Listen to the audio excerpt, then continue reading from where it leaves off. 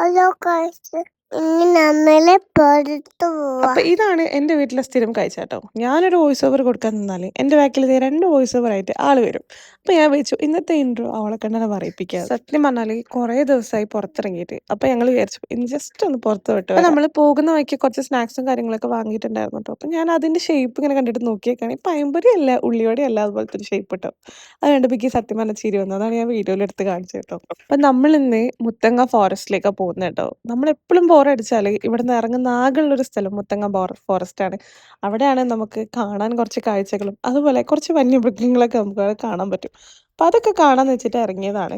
അങ്ങനെ നമ്മൾ ആകെ കണ്ടത് മാനിനെയും അതേപോലെ മറ്റേ പീക്കോക്കിനെയും പിന്നെന്താണ്ട് അങ്ങനെ 2-3 സാധനങ്ങൾ മാത്രമേ കണ്ടിട്ടുണ്ടായിരുന്നുള്ളൂ. വേറെ ഒന്നും ഉണ്ടായിരുന്നില്ല. ഓൾറെഡി നമ്മൾ പോയപ്പോൾ തന്നെ ലേറ്റ് ആയിട്ടുണ്ടായിരുന്നു കേട്ടോ.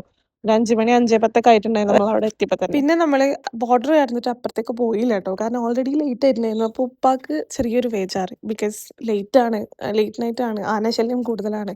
അപ്പം നമ്മൾ എന്താക്കി പതുക്കെ തിരിച്ചിട്ടോ. അങ്ങനെ നമ്മൾ തിരിച്ച് വരുന്ന വഴിക്ക് അൽറൈൻ മന്തി നമ്മൾ റീസെൻ്റ്ലി ഓപ്പൺ ചെയ്ത ബത്തേരിയിൽ നമ്മൾ അവിടെ ഒന്ന് കയറി കേട്ടോ.